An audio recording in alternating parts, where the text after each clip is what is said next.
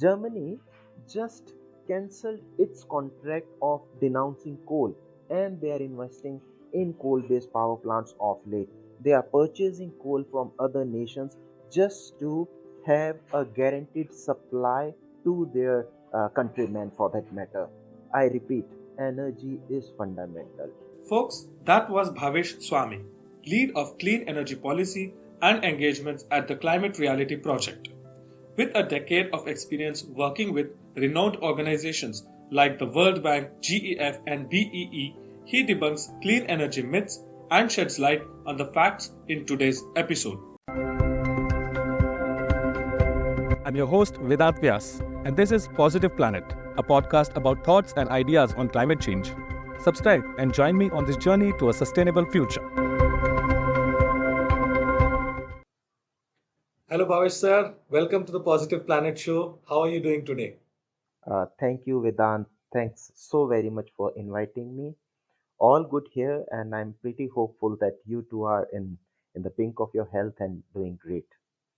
I am. Thank you for that. And I have a lot of questions to ask to you. Today, we are focusing on breaking out clean energy related myths and secrets. And I have a bunch of questions that will probably bring out those things that many people, many listeners of ours do not know. So let me begin from a very core problem that we as kids of my generation faced during our childhood, which was our fathers and our mothers continuously nagging us to switch off the lights and fans. Now, obviously, they were talking about the electricity bill. However, it turned out later that it was also to reduce carbon emissions. Now, for any novice or someone who has no understanding of this, can you tell me how switching off the fans and lights that are not in use actually translates to reduction in carbon emissions? Very, very relevant and wise question, I would say, Vedantji out there.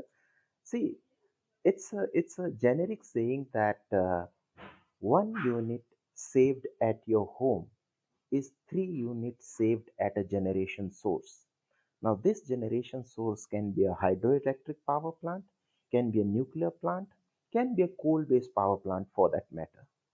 Energy is fundamental. Let me repeat that. You think of any day of yours, laptop is important. You need to commute from one place to another. Vehicle fuel is important. Your mobile phone battery is important. And everything has something to do with energy.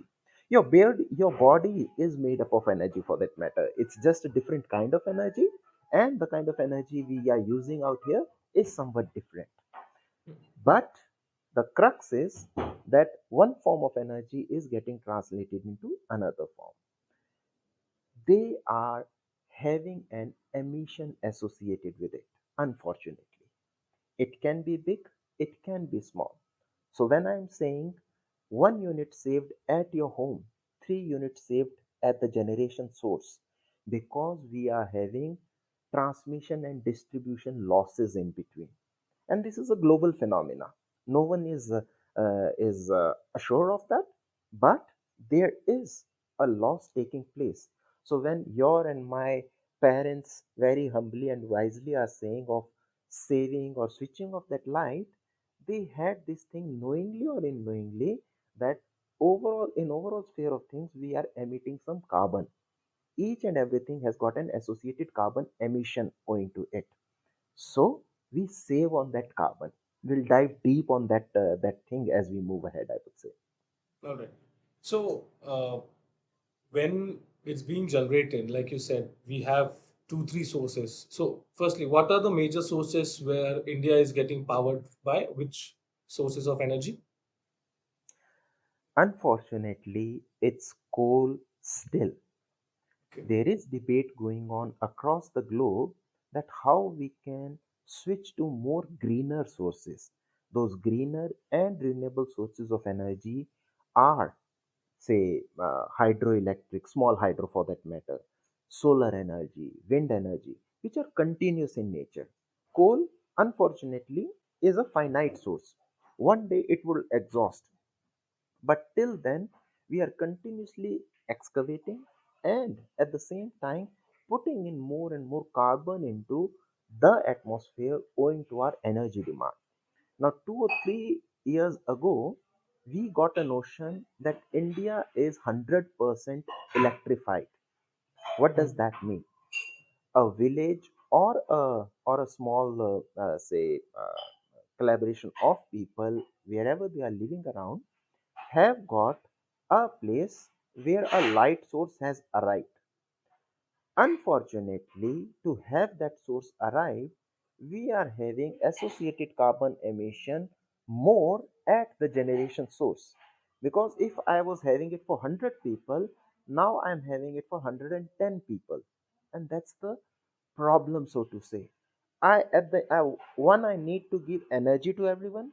At the same time, I need to lower down on my emissions also, and that's where energy efficiency and other things are coming into the picture. Also, the coal in general as a power would be very inefficient if I'm not wrong. So when we are generating, firstly there will be losses at the very plant itself, right? Like not 100% of coal's heat gets translated to 100% of electricity. Is that correct? Yes, that's applicable at every source for that matter. Hmm. Even if I'm using the solar energy at this point in time, it's not in double digit, it's not in, say, 20%, so to say. The Hmm. very efficiency factors are less. In terms of coal, I'm using pellets of late, I'm using grass husk, I'm using the field residue, the rice residue that has been spoken of, the evil that's prevailing across the northern part of India. They are being mandated to be used in a coal based power plant along with other fuels, blending, so to say. Hmm. Hmm. So, coal blending, it is called. But end of the day, the very efficiency of a coal based power plant is also not to that finite number, I would say. Hmm. There are good number of losses in that technology also, and it's applicable across the horizon, whether I'm using wind energy, whether I'm using hydro energy. All Hmm. sources have got that kind of problem, so to say. So which is the most efficient one that we can use right now, which will translate to least of losses? So nuclear is one that is being Okay. spoken of, and hydro is one that is being spoken of. The Hmm. kind of input being made out there and the kind of results that we are getting is something very, very beneficial in overall terms. Now, there is a debate as far as emissions are concerned, as far as safety is concerned, but yes, they are among the most, I would say, a multiplier effect is more with these Okay. resources. No, for a hydro project, I can understand that space requirement and the whole plant itself is very big, and so is for nuclear. But from what I have been learning from my very childhood, that the power between atoms and all is so big that it is the next clean energy source of the future. But then why have we, as a country, not adopted more of nuclear plants and then slowly phase out coal? Is it happening? Yeah, yeah, yeah, yeah. In fact, the very investment that was supposedly to happen for a coal-based power plant has been reducing drastically, and it is happening across the globe. So you have these HSBCs of this world, you have these big banks of this world, which Hmm. used to fund a coal-based power plant. Now they didn't that do it intentionally. They were doing it for an energy source, Hmm. because I repeat, energy is fundamental for our people. But now they are saying denounce that source and invest more in other sources, newer forms of energy. Hydrogen is one for that matter. So people, they are asking for newer pilot projects. Can you give me more efficiency factor in a hydrogen based power plant? And I'm willing to invest in it, where gigawatt kind of storage can be done. It can be used in a daytime, at a later say time of the night. So those are the things where newer developments are also taking shape. I recently read that I think UK they completely phased out coal-based power plants. So if India is to do that, like completely stop coal-based power plants, how close are we to doing this, and what will be the alternative that we'll have to look for then? So there is this debate of historic emissions. Fortunately or unfortunately, where UK kind of countries were standing, they were two, I would say, centuries ahead of us when industrialization started in the first place. The kind Okay. of textiles, the kind of foundries, the kind of forging units Britain had in 1800 is something that multiplied across the globe, across its colonies of late. So in 1950s, in 1940s, India, Africa, and other nations were using those kind of technologies. That was the kind of maneuveration that was taking place. Now, if I'm speaking of, forget Britain, Germany for that matter, Scandinavian countries for that matter, they are standing at a very higher grade of per capita energy consumption and green portfolio in their overall sphere of energy mix. But at the same time, with the kind of current geopolitics, it becomes very difficult to rely on one source of energy. Germany just cancelled its contract of denouncing coal, and they are investing in coal based power plants of late. They are purchasing coal from other nations just to have a guaranteed supply to their countrymen for that matter. I repeat, energy is fundamental, required for its citizen in every way possible. That's among the fundamental duty of a nation. So, are you saying that even today, or maybe a few years down the line, if India is to be completely powered by solar or wind, and let's say nuclear, that is like far, far away? Uh, there are these decarbonization and net zero targets being set when we meet at these COPs kind of platforms. Mhm. Now, this platform is telling us, when are you denouncing coal? When are you Mhm. going to be carbon neutral for that matter? Bhutan as a country.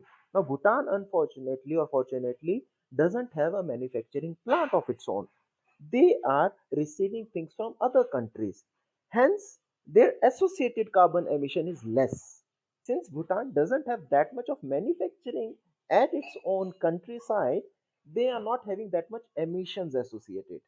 For a country like India, with that kind of population, with the countries like China, manufacturing services ought to grow, and they would have enhanced emissions for some time till the time population stabilizes. And that's the reason, one of the reasons where Europe is lowering down on its emissions also.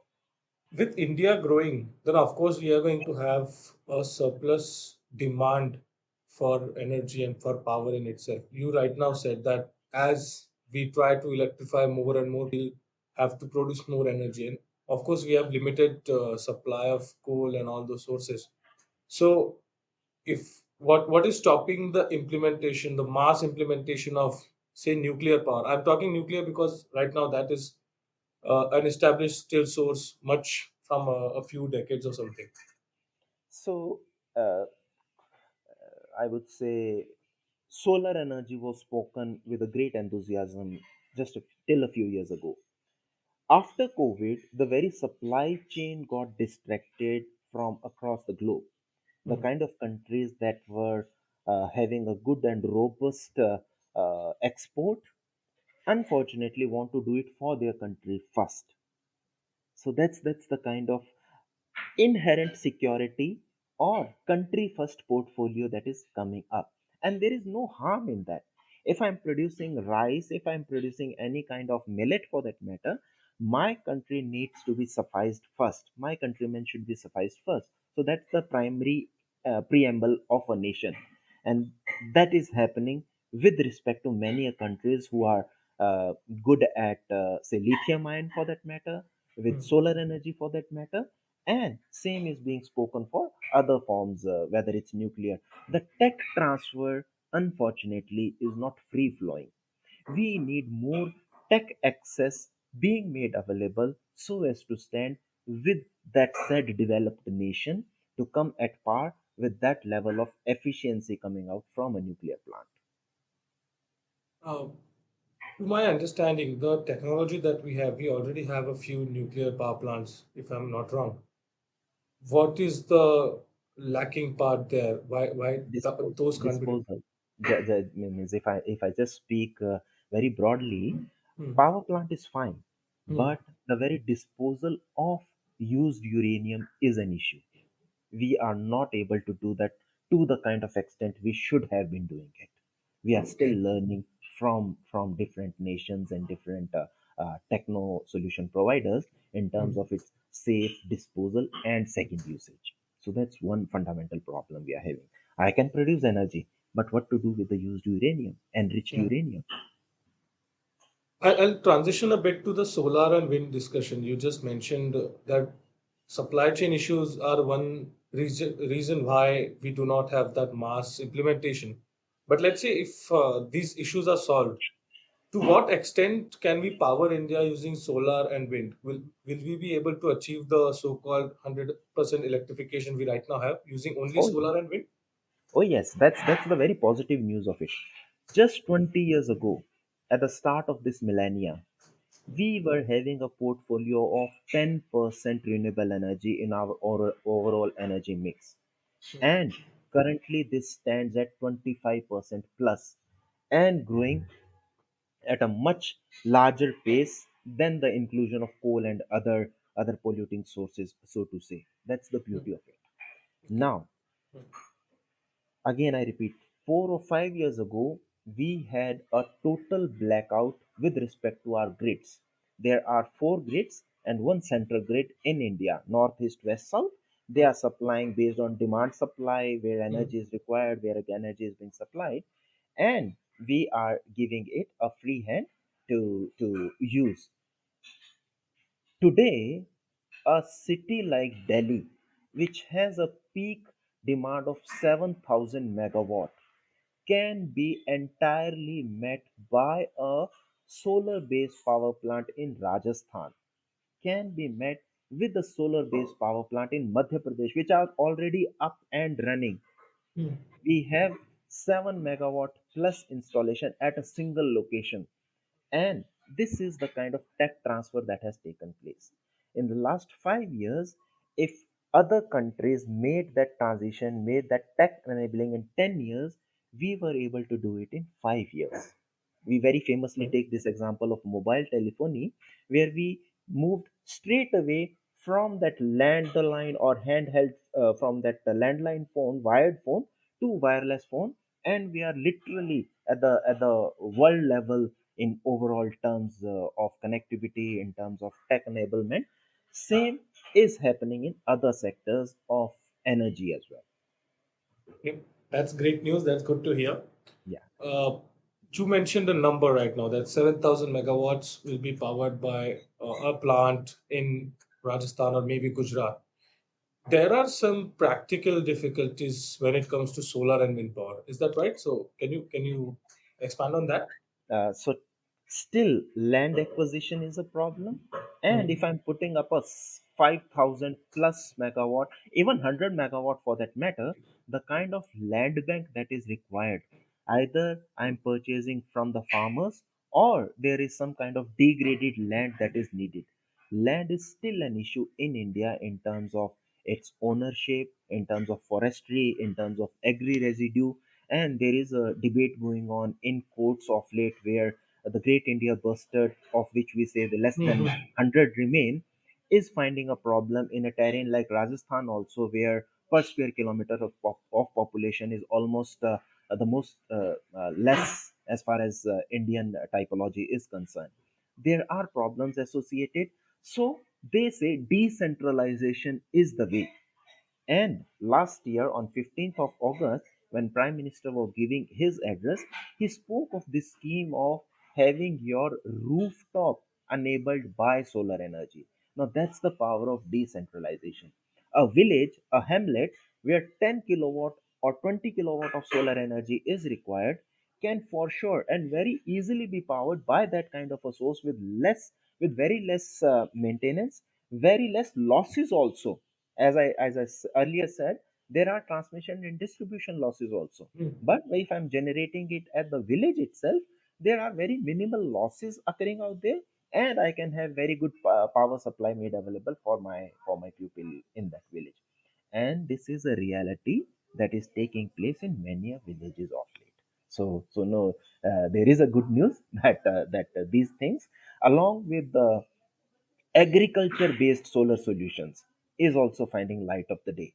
So what happens out there, that I can fence my farm with solar energy, use that solar energy at my farm for say pumping, irrigation, lighting, other sources, and supply it to grid for onward usage at a city or nearby town or whichever. And in between there is gigawatt storage also coming in. Australia, US, countries like this have already established plants running. In India, we already have pilot from the Tata Group where megawatt scale of grid installation is there, and they are seeing as to how we can enhance that portfolio. That's brilliant. And can you tell the same about wind power? Because I've heard Uh, that wind power is more efficient than solar. So, as far as export of wind energy components is concerned, that was very much in house. Very capable engineers from the Indian demographies are providing solutions to the world. Single wind energy installation turbine can do almost like 850 kilowatt, almost a megawatt kind of a thing. So, just imagine the kind of wind span, almost half a kilometer, is providing that 1 megawatt kind of energy. Of late in the domestic part, they were having some incentives for the Indian businessmen, for the Indian entrepreneurs to go in for solar energy. And I won't get into the technicalities. There were some text based rebates and other things which government of late withdrew, and then there were court cases and things like that, which overall dumped or lowered the bit of affinity to wind energy, but still it's finding its own I would say path of upliftment. All right. That's again another good news. Uh, what other sources are we currently looking at? There are a few videos that have been circulated where, there is, I think, probably somewhere in the Nordic countries where waste to energy plants are coming up. Then there are, you talked of, I think, biomass based energy. How good are those from an environmental perspective? Pretty sure they can provide power, but what's the environmental impact there? So biomass based energy source is for sure meant for India. The kind of solutions they have, India is an agriculture based economy.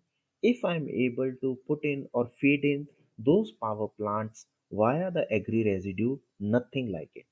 Unfortunately, this is again a decentralized model where industries are getting benefited for themselves. How? A sugarcane industry, which was primarily producing sugar, discover that bagasse that is being produced as a byproduct of the overall process can be put back into the boiler, and that boiler can produce energy for me. Now that's a very brilliant I would say coming up of the entire value chain, circular economy, so to say. At that very power plant, energy is needed, and the kind of output that I am providing needs an input waste source. So that cycle goes on and on, and these sugar based industries are among the biggest examples or biggest success stories emerging out from this very source of bioenergy. At the same time, newer formats like hydro energy, storage based hydro energy, I Okay. can pump in, I can produce energy in the daytime, and in the night with that gigawatt kind of storage, my motors can pump the water again at that hydropower plant. So upstream, I can put it down with a gravitational force, and in the night time, my motors can put the water again in that reservoir in times of next day's usage.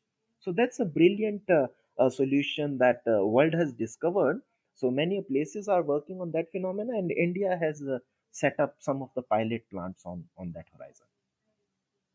And this waste to energy plants that I mentioned, are these also something that can be thought of? Yeah, means as I said, this sugarcane is essentially Hmm. doing waste to energy. At the same time, the waste to energy at a city level is unfortunately not that successful, because the kind of waste ingredients we have are not fully convenient or converging to the power plant input out there. We have a lot of mud, we have a lot of Hmm. other residues that are going or influx or making an influx into that source of a boiler energy, so to say. So that's one of the problem people have tried. There are waste to energy plant which are running, but Hmm. unfortunately we are not finding success to that measure as it should have been. And at the same time there is problem of carcinogens and other harmful gases Hmm. also emerging from a waste to energy based power plant. Okay, okay. Thanks for those insights. I want to shift to the policy perspective since I think you have been working with the policy also. Like you also mentioned throughout our conversation, little bits of how India's policy is changing towards it. So, can you expand a bit more on how India's policy is helping us become more energy positive and more climate positive at the same time? Till the 1970s, when Gulf War broke out, we almost had our vehicles standing on the roadside because we had just 2 or 3 days of oil reserves made available for the residents of this country. Hmm. Unfortunately, this is not the case anymore. We are having a diversified portfolio of energy sources, but still, my oil is being imported in the majority of it. That's one of the pointer we need to look forward to. And the solution has also emerged in terms of e-vehicles, vehicles Hmm. which are running on different sources of energy, hydrogen cells for that matter, which are in Hmm. nascent stage, but the technology is very much successful and safe. Whatever pilots and other say countries have been experimenting and commercially made solutions onto that part. E-vehicles are for sure going to make a mark as far as energy security of our country is concerned. We would for very soon probably I would say outset the influx of imports, which is again one among the biggest burden on our exchequer also. So Hmm. that's the positive news. If 10% of my overall portfolio of vehicles is e-vehicle, just imagine the kind of inroads and strides this new technology has made in the last 5 years itself. I repeat, Europe and other places did this over a horizon of 25 years, and Hmm. we did it straight in 5 years. So that's the beauty of tech transfer of late, I would say. That's actually brilliant. But I have a question based on the discussion we've had. You mentioned electric vehicles. Yeah. Now, given that we are going to onboard more electric vehicles, won't that effectively increase our demand for electricity and therefore eventually lead to more emissions? What am I Yeah. missing here? Yeah. So good point is decentralization, so to say. Hmm. If an intelligent person who is having a rooftop available, which Hmm. more or less is in case of rural, in case of urban also, who is using a vehicle, Hmm. who is using a four wheel, Hmm. he has a potential of 5 kilowatt to 10 kilowatt kind of rooftop available to him, where he can charge his vehicle at his house only, Hmm. getting less and less dependent on other source of energy, external source of energy. Hmm. And I come back to you, even if I'm using an external source of energy, Hmm. the overall carbon that we Hmm. spoke of, that our parents were insisting on lowering Hmm. down Hmm. the carbon, Yeah. that very carbon is still less when I'm having it as far as a vehicle running on batteries is concerned, Hmm. while is a vehicle running on IEC is concerned. So I think the vehicle's efficiency in itself, I think for EV is better than the petrol or diesel vehicle. Is that what the Very point true, is? very true. Per kilometer Hmm. emissions of an e-vehicle, right from its manufacturing to the fuel usage, is less than that of an IEC vehicle. If I say it as a thumb rule, so to say. Okay. All right. So that were the myths and the doubts I had. I want to shift our discussion to what I now call the climate rapid fire. These are 8 to 10 questions where you will have to give some rapid answers. It would be specific to climate change. These questions are not something where a lot of knowledge is required. It's mostly about what you think of things. So, are you ready for the rapid fire? For sure. Alright. In your daily life, a sight or a visual that angers you the most or troubles you the most. My children not able to understand the very portfolio or importance of energy Hmm. and rightful energy, so to say. All right, a book or an article or a video or any such publication that you think is a must watch for anyone to understand the basics of climate change. Now, as far as India is concerned, Down to Earth is one very brilliant fortnightly that comes, and Hmm. I would say it really hits hard as far as energy, as far as waste management, as far as any kind of Indian problem is concerned. Your inspiration when it comes to climate change. I would say my own self as to how much I am able to do positive and that translate into real time action. If I'm speaking something different which I'm not translating onto my own self, I think I'm not doing justice to myself. At the end of the day, I need to see mirror and reflect onto me how much honest I have been. All right, some imaginative ones. If given an opportunity to travel to the past, what mistake related to climate change would you like to correct? Big hydros. So big hydro based power plants are something that we thought would be very good, but Hmm. unfortunately we are seeing their consequences of late. Small hydro is beneficial, big hydro is not. So we need Okay. to correct our historical path out there. All right, your favorite place of travel? In India, it would be Madhya Pradesh, the kind of solitude you get and the kind of overall portfolio of mountains, rivers, beach, say the a riverside kind of an environment. It's Hmm. everything out there. Okay. Now, at this place, you are to write one message on a big hoarding, which will gain a lot of impressions and a lot of views. What would be the one line message you will write? Try to do your bit rather than speaking to others, rather than pinpointing or doing bigger talks. Try to see and do what you feel can change the world.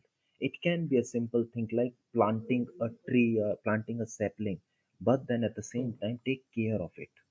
Can I Okay. bicycle for 5 kilometers? So that's something each and everyone should do. Do your bit, smallest possible, but do something.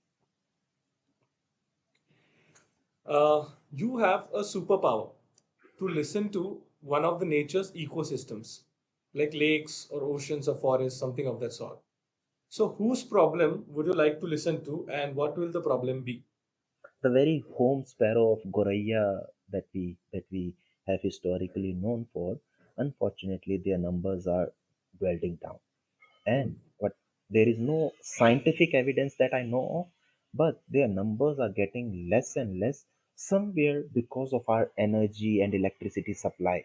I want to learn from that bird. Is electricity really a problem that is hampering your existence for that matter? I would be really sorry if that's the case. Okay.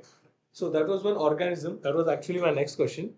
I'll repeat the what my original question was. It was on an ecosystem which you would like to talk to. Maybe lake or a forest or an ocean, something like that.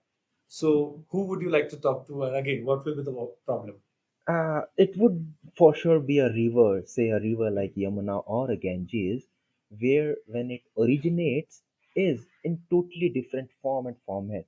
But unfortunately, when it is lowering down 100 kilometers, 200 kilometers, the kind of toxins we are adding, the kind of ecosystem change that is taking place because of one reason or the other. It is natural also, it is man-made also. Rivers are crying off late and we are responsible somewhere down the line. I need to reverse that. That's great. Now, if you could have a 1 hour conversation with any historical figure about climate change, who would it be? Tesla, for sure, with the kind of he discovered something like wireless electricity transfer. Imagine the kind of typhoons, imagine the kind of seaside calamities that are taking place in Odisha. And this gentleman said that I can generate energy at one place without wires, I can translate it to 50 kilometers, 100 kilometers. That technology hasn't seen light of the day. There are some professors working on that technology, and I have seen some TED talks and videos, but they haven't made a commercial ingress as yet. But just imagine if we are having a wireless energy, how much beneficial it can be for those seaside residents, for those people who are affected by natural calamities to come back to life in the smallest time span possible. Fascinating. And final question, given $1 billion, how would you use it to save our planet? Ah, too much money, I would say. I would put it all, as far as this kind of money is concerned, to coastal regions Hmm. and so regions which are starting of a desert in terms of Hmm. afforestation.